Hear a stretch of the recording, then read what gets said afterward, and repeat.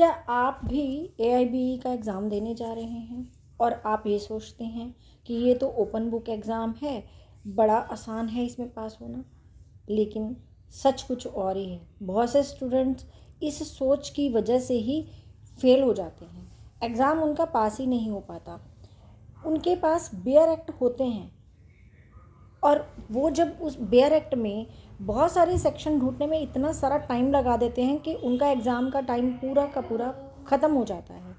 अगर आप ये जानना चाहते हैं कि बेयर एक्ट को स्मार्ट तरीके से कैसे मार्क करें और एग्ज़ाम हॉल में हमें क्वेश्चंस कैसे अटेम्प्ट करने हैं, तो इस वीडियो को आपने शुरू से लेकर एंड तक जरूर देखना है। आज हम बहुत ही इम्पॉर्टेंट टॉपिक पे बात करने वाले हैं। AIBE ओपन बुक एग्ज़ाम को स्मार्ट तरीके से कैसे अटेम्प्ट करें।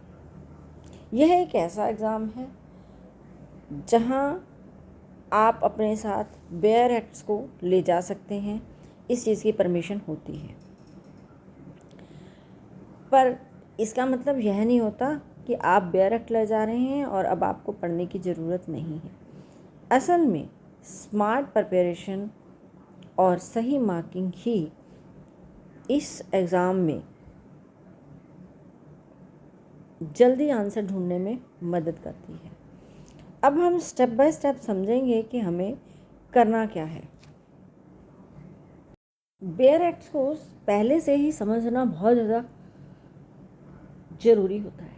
सबसे पहली गलती जो स्टूडेंट्स करते हैं वो ये सोचते हैं कि हम एग्ज़ाम में जाएंगे, एग्ज़ाम हॉल में ही बेयर एक्ट पढ़कर हम उसका आंसर ढूंढ लेंगे। पर असल में एग्ज़ाम के दौरान उनके पास बहुत कम टाइम होता है, इसलिए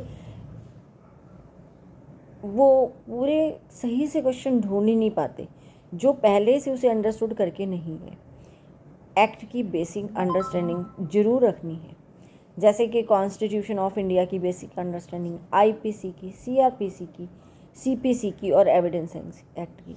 ये अगर आपको सेक्शंस की ऑलरेडी नॉलेज है, कम से कम आपने सेक्शंस को अच्छे से अंडरस्टूड कर रखा है और आपको पता है कौन सा सेक्शन कहाँ है, तो एग्ज़ाम में आपको असल में जल्दी आंसर मिल जाएंगे।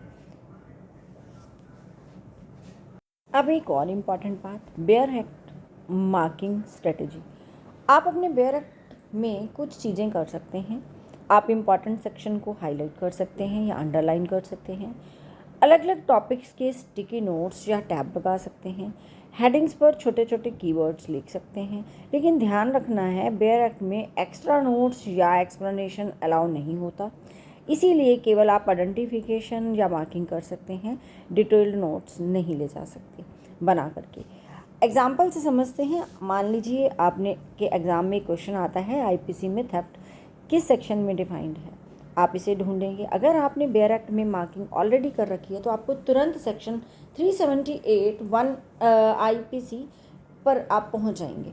लेकिन अगर आपने मार्किंग नहीं करी तो आपको पूरे बेयर एक्ट में ढूंढना पड़ेगा कि ये सेक्शन कहाँ पे है। यही कारण है स्मार्ट मार्किंग बहुत ज़्यादा ज़रूरी है।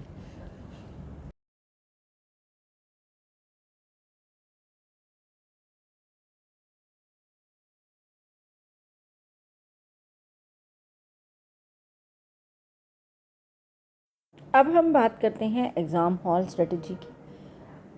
जब क्वेश्चन पेपर हमें मिलता है तो सबसे पहले हम पूरा पेपर जल्दी से देख लें।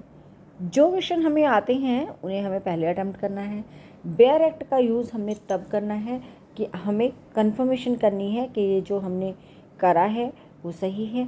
कभी कभी स्टूडेंट्स हर क्वेश्चन के लिए बेयर एक्ट जो है वो ओपन करने लग जाते हैं, जिससे क्या होता है, बहुत सारा टाइम वेस्ट हो जाता है। बेयर एक्ट आपकी हमेशा हेल्प के लिए होता है, जो बार काउंसिल ऑफ इंडिया ने परमिशन दे रखी है, पर पूरा एग्ज़ाम उसी पे डिपेंड नहीं होना चाहिए। AIBE एग्ज़ाम में टाइम मैनेजमेंट बहुत इम्पॉर्टेंट है। एक अच्छा तरीका यह है, आसान क्वेश्चन पहले करें, डाउटफुल जो क्वेश्चन है उन्हें बाद में कर लें। बेयर एक्ट की सर्च में ज़्यादा टाइम ना लगाएं। अगर किसी क्वेश्चन का आंसर तुरंत नहीं मिलता तो आप उसे स्किप करें और आगे बढ़ जाएं। AIB एग्ज़ाम के लिए इम्पॉर्टेंट टिप्स क्या हैं? सबसे पहले आपने ये याद रखना है, बेयर एक्ट पहले से ही पढ़ लें, इम्पॉर्टेंट सेक्शन मार्क करें, एग्ज़ाम में घबराएं नहीं, टाइम मैनेजमेंट पर ध्यान दें। इन छोटी छोटी स्ट्रैटेजीज से आपका एग्ज़ाम काफ़ी आसान हो सकता है। आज की इस वीडियो में हमने क्या सीखा है कि AIBE एक ओपन बुक एग्ज़ाम है, लेकिन प्रिपरेशन इसकी करनी बहुत ज़्यादा ज़रूरी है। बेयर एक्ट में आपने बहुत ही स्मार्ट मार्किंग करनी है। एग्ज़ाम हॉल में टाइम मैनेजमेंट बहुत ही इंपॉर्टेंट है। बेयर एक्ट का यूज़ आपने क्विक रेफरेंस के लिए करना है। अगर आप इन स्ट्रेटजीज़ को फॉलो करते हैं तो AIBE का एग्ज़ाम अटैम्प्ट करना बहुत ही आसान हो जाएगा और आप फर्स्ट अटैम्प्ट में ही अपना AIBE का एग्ज़ाम पास कर पाएंगे।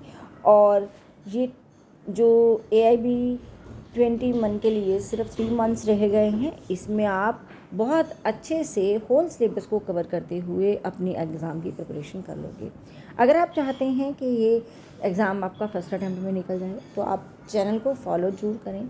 इसमें बहुत सारी स्ट्रेटजीज़ भी बताई जाएंगी इस चैनल पे और बहुत सारे रिवीजन नोट्स भी दिए जाएंगे और साथ में मैं आपको बहुत सारे MCQ की लाइव वीडियोज़ जो है वो आपके साथ शेयर करूँगी ताकि आपकी प्रिपरेशन बहुत अच्छे से हो जाए।